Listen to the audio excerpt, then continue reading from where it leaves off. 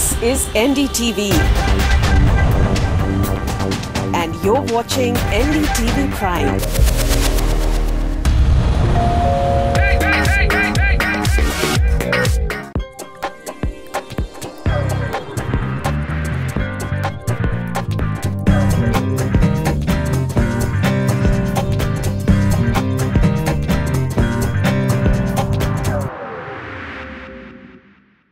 Hello and welcome to the Realty Debate. As we bring you this special show out of our Mumbai studio, we take a look at the real estate markets in the Mumbai metropolitan region, or MMR. We try to find out what's happening in the Mumbai markets after RERA and GST. Now, as we all know, Maharashtra was the first state to appoint a regulator and set the ball rolling. So we think that Maharashtra is the best place to take stock of the situation as the 90-day deadline inches closer. And to do this, we have the leading stakeholders of the MMR real estate industry with us right now. We have Niranjan Hiranandani, CMD Hiranandani Group and President Naredco West with us. We also have Anshul Jain, he's Managing Director, India, Cushman and Wakefield. Hello. Also joining us is Shailesh Puranik, he's MD, Puranik Developers.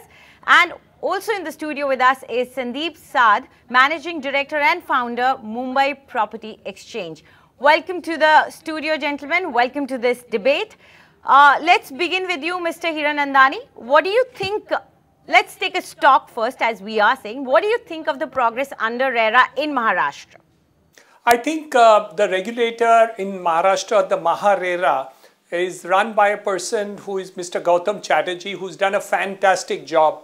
No person in the whole of Maharashtra requires ever to enter the office of the regulator. It's totally online. It's been totally functional for the last 60 days, and they put a deadline which they don't want to push back. It's going really fast.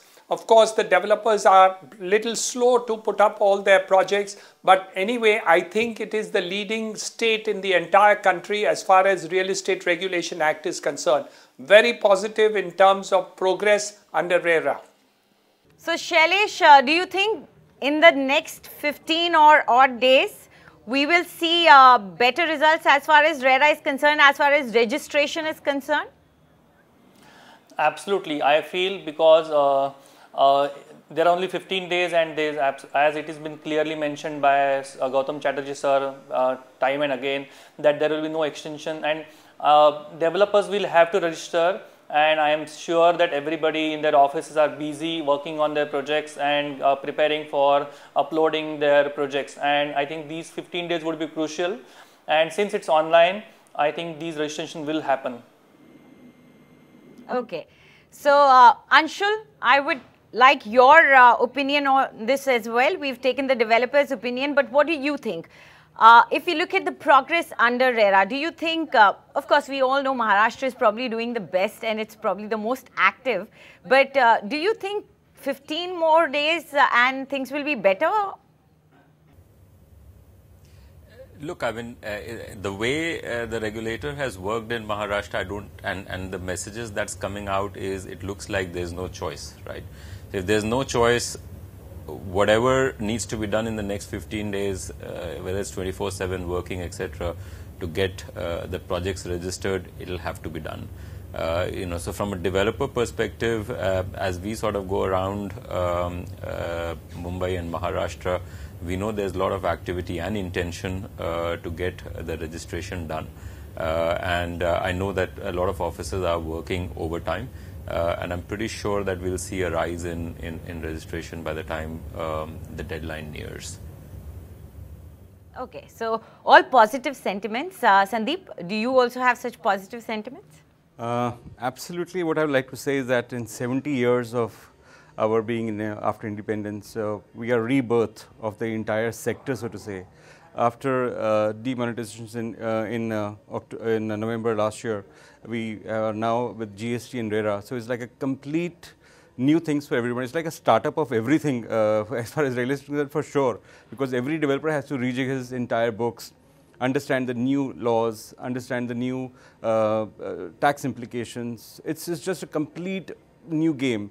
It is a good cleanup. It will separate the boys from the men, so to say.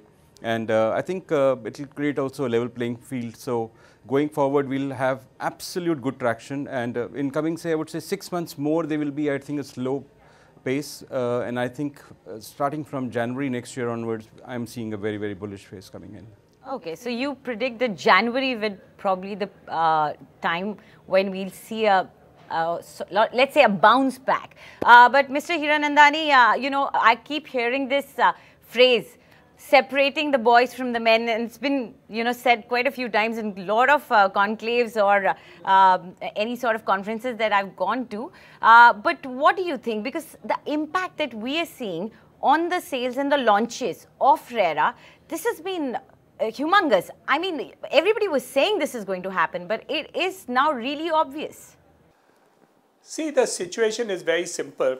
Everybody has to register, and those people who have been uncomfortable in registering their projects are going to be in difficulty. So there will be a setback in terms of number of launches and the projects which are going to be put online. Earlier, there was a possibility for a person to do pre-launches, which means that even if their projects were not approved or it was in the process of getting approval, they were entitled to take the money. Number two, the monies which were being received by the developers was not required to be kept in escrow to the extent of 70%. So they could spend that money either on the project or even divert the funds to any other project. So I think there is a huge change and paradigm which is taking place. But the biggest advantage that RERA brings to the table is transparency. So I think the buyer for the first time will have 100% transparency available to them. So I think even though there are many negatives which go against the developer and the number of flats and apartments which are likely to come into the market, we still have an advantage of transparency, which was a customer's demand, and obviously the polity had to do it. But you must remember one thing, that the extent of firmness has come about not because of the MMR region or the Mumbai region for the purposes of dealing with the customers, but it started from Delhi and the Noida and the greater Noida region. But all of this which has happened, we hopefully feel will be good for the entire industry and the entire country. So I think we will have to see how this experiment rolls out. But I'm only concerned about one factor, which is that the liquidity of the developers, which are already strained, many developers are already strained for liquidity, is going to get worse. And that is a challenge which the real estate industry will face for the ongoing project where already sales have taken place. That's a challenge. We'll have to see how it can be happening. And I think government may have to lend a hand in order to see that those projects are completed. Okay, so ongoing projects and the liquidity constraint is definitely a challenge. Anshul, Sandeep here said that by January next year, he hopes that things are going to bounce back. Do you feel so as well? Because the kind of impact that we are seeing on the launches is very big. It's humongous. Yeah, I think that's a little optimistic, because what we've got to see is that there's not only RERA, but right now developers are under serious stress from just the time perspective to manage GST as well. So there are two aspects there, and the third is what Mr. Hiranandani just pointed out, that if the launches are delayed by a quarter or 2 quarters, or if the sale is not happening because the existing project hasn't been registered, you know, there's a severe sort of cash flow crunch.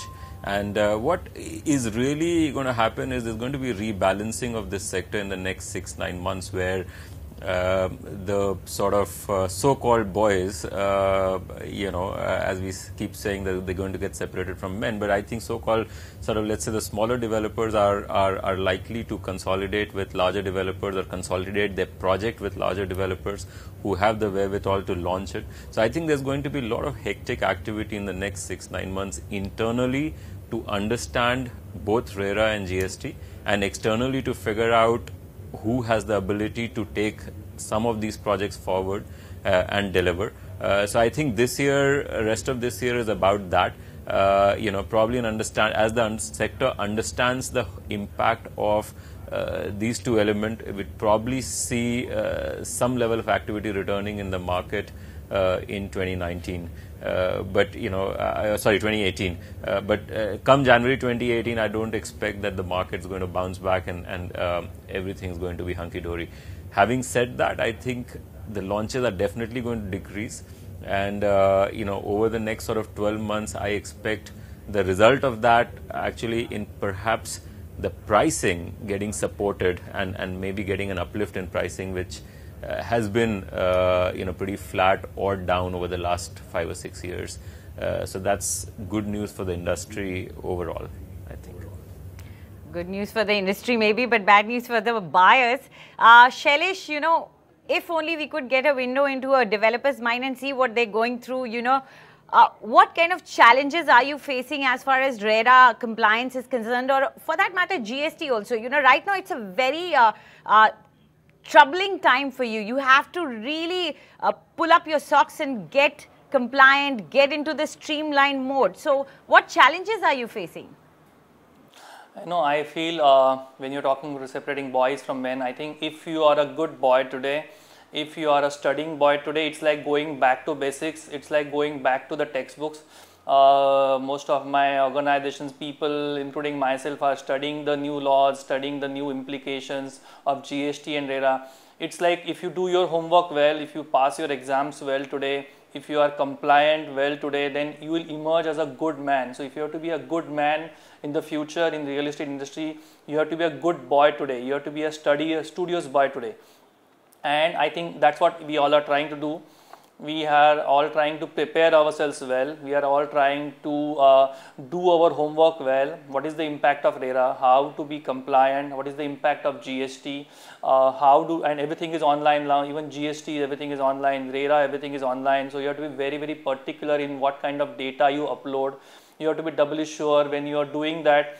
In fact, it is like your entire business processes are being rewritten. You have to rewrite them, you have to understand them well, you have to be very, very fluent, we have to be understanding it in details. You have to be hands-on as well as you have to keep a bigger picture in the total. But I think having said that, the night is darkest before the dawn and we are passing through that era. And I think it is one of the best eras that we will see in the real estate industry in the coming future, because as it was rightly said, we will have a lot of consolidation happening in market. It will have a lot of people being separated, as they were talking about boys being separated from men. So we will have good developers in the place who are transparent, who are disclosing everything to the end user. At the same time, you will have lesser supply coming to the market, so that will take care of a lot of inventory which everybody is talking about. So you will see a very good picture emerging, and the good times are here to come. You have to pass through these difficult times to emerge a winner on the other side. Okay. So Sandeep, let's move on a little bit ahead of RERA. If we talk about MMR region, and it's not a great story in most of the places, but MMR is also not giving us a great real success story. So what are the challenges right now, apart from these two? What are the challenges which are specific to MMR? See, infrastructure remains the story, but before that I'll just come to the GST impact for a second. Okay. You see, earlier when we were doing businesses till a month to back, we had simple cost sheets. We used to come with the base prices, and then we have to put 5% stamp duty, and we had to put 4.5% as service tax and 1% as your VAT, MVAT. Now the story is different. Now after 18% and then the abatement of the land, then it's 12%. Now the buyer is faced with 12 plus 5, 17% taxation. And then we don't have clarity from the market as to which developer is willing to offer how much percentage as a further input tax credit and so on. So that is where the biggest trouble right now. Somebody says I'll give you 3% back, somebody says I'll give you 5% back, somebody says I'll waive off the whole thing for you. So this is going to create a little bit of a confusion in the buyer's mind that how is he going to get what from which developer. So this is the first and foremost thing which I'm facing today in the business, that we are not able to give a clarity to the client today. And he's not willing to pay that extra bit because he's already, he's used to that fine, 7%, 5% plus 4.5 and 1%. Now with all this extra taxation, 17%, he's sitting very, very tight. Okay. So this is the first problem we are facing. That's quite right. Mr. Hiranandani, would you like to comment on that? Because there is not really a equation that we can actually put or a formula and say, okay, this is the GST impact. Right now, everybody is confused. What do you have to say about that?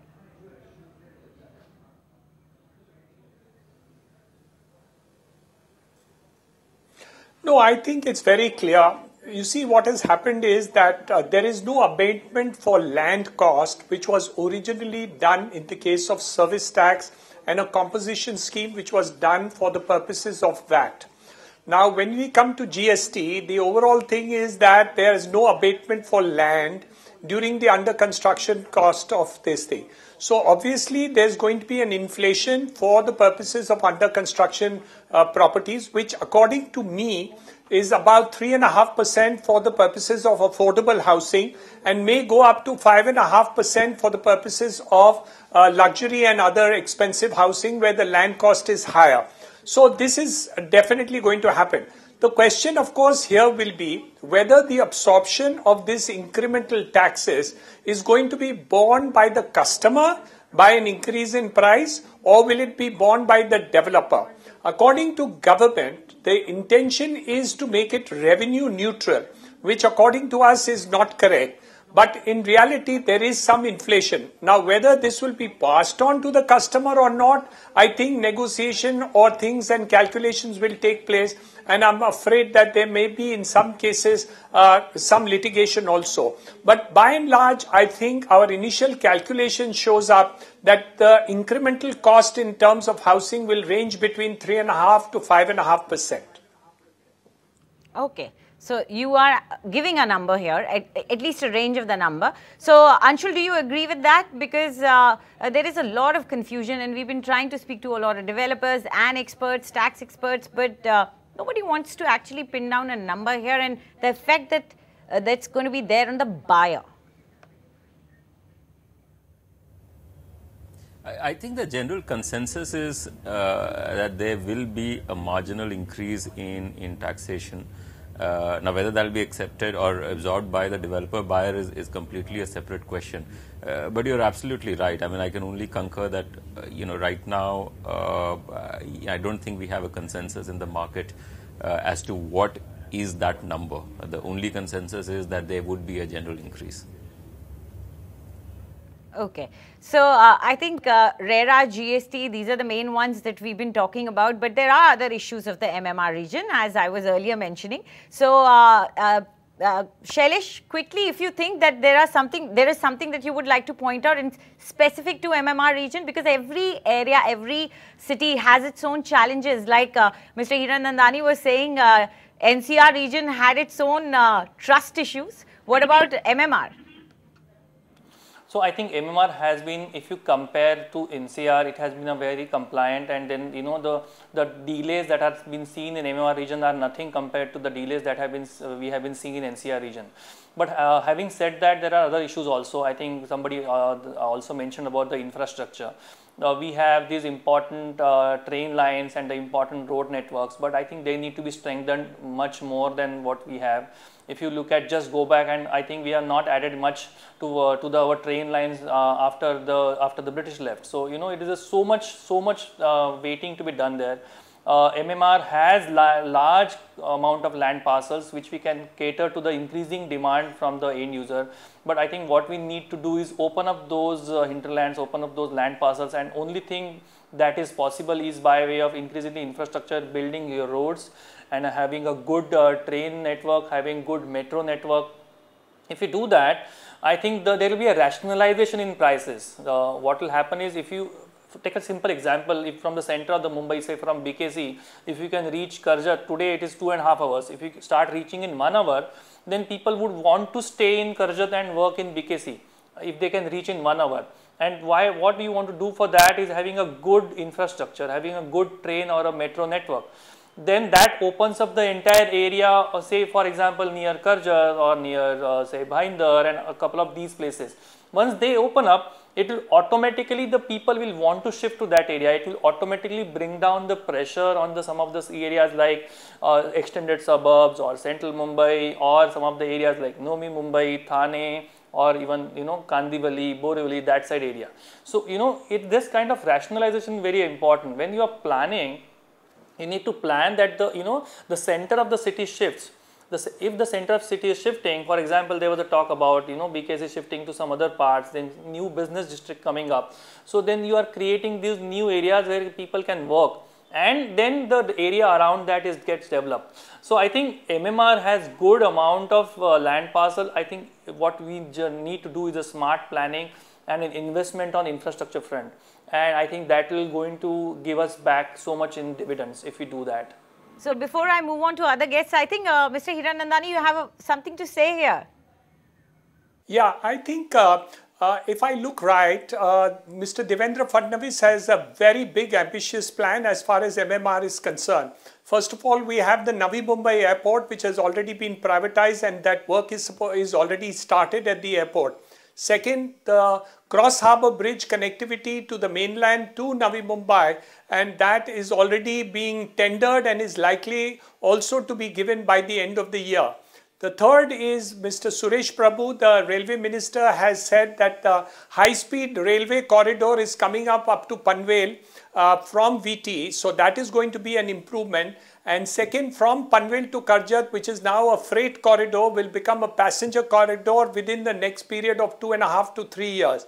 So I think all these infrastructure coming up with the Sion Panvel corridor of 12 lane already executed with all flyovers on all junction, MMR and the accessibility to the Panvel Karjat region is going to be tremendous in the next couple of years, and along with Navi Mumbai airport taking off in 2019-20 is what the aspiration of the chief minister is. I think a combination of all that will make MMR a premier region to take off in the next couple of years. So I'm very bullish in the MMR region, though of course the infrastructure is all started now, but I think it's getting online very quickly, and I think the next destination in terms of the Mumbai region is the MMR, though of course it's a slow start. Okay, Mr. Hiranandani, you always have the most positive outlook in a debate, but quickly before I wrap up, Anshul, your reaction, and then Sandeep, I'll come to you too. I think there's enough said on infrastructure, so I won't repeat that. But one of the things I want to point out is the fact that at the end of the day, MMR region needs creation of employment. Because once the employment is created, then, all the sort of residential schemes that are being planned from Navi Mumbai, Thane Belapur Road, all the way up to Kalyan, Panvel, all of that will start working. Now, part of employment will get created through all the sort of spend that's happening on the infrastructure. But I think MMR region is sitting on a unique opportunity at this stage with IT space on Thane Belapur Road and in that area where the rentals are very competitive. And I think if positioned well, they can compete with other cities such as Bangalore and Hyderabad for the growth of the back offices of the banks, for growth of just the IT BPOs, and just become that connection with Pune, where Pune is already enjoying that particular demand. So given the prices and rental levels, I think it's a unique opportunity. And if that's pushed well, then you'll certainly see sort of IT professionals and BPO professionals, rushing into the MMR area, which will just give fillip to the entire bit. So I think a bit of focus from developers and perhaps the government to create, incentives for, businesses moving in that area, I think will do wonders to MMR, in addition to everything else the other guests have spoken about. Okay. So, Sandeep, some concluding remarks from you as well? Sure. I think both Mr. Nandani and Anshul have covered it up very well. Of course, the infrastructure is the main bane in Mumbai today, and we all know we get stuck 2 hours in traffic. And I think by 2022, we should have a new Mumbai made, because we'll have the metros all in function. I'm stepping 2 years more ahead, because I do feel that certain areas, because of underground, metro provisions. May take a little bit more time. But 2022, 4 years, 5 years time, will be one of the best cities in South Asia to be in. And there's no stopping us from that. And I think Mr. Modi announced this morning, I read in the papers that he's given instructions to his team and the Babus, so to say, that all the infra projects, whichever they have in hand, must be completed within the next 3 to 4 years. So which is a great thing he's doing. So all that. And I think with businesses, with GST and all that, this will get stabilized. And for people to come out and buy homes, they need to be settled in the businesses. And if they're settled in the businesses, then only they can go back and invest and buy new homes, and traction starts from there. Hence, I said, January 2018, because by then the business community, the professionals get settled, the companies get settled with taxation and the RERA impact when real estate gets, weakened out and people get settled. So I think we are in a bullish trend. Right now, we have to just wait and watch and do things right, be the good boys, and move on from there. Okay, so a lot of positive vibes from all the panelists today. So everybody is very positive about the outlook, the future. Okay, fine. For once, we will also be positive. And as different panelists gave different timelines, we are not going to get into timelines. We're just going to hope that this is going to soon take a turnaround and going to go up only. It's going to be positive. Thank you so much, gentlemen, for joining in for this debate. So that's all we have for you today. Thanks for watching our show. Goodbye.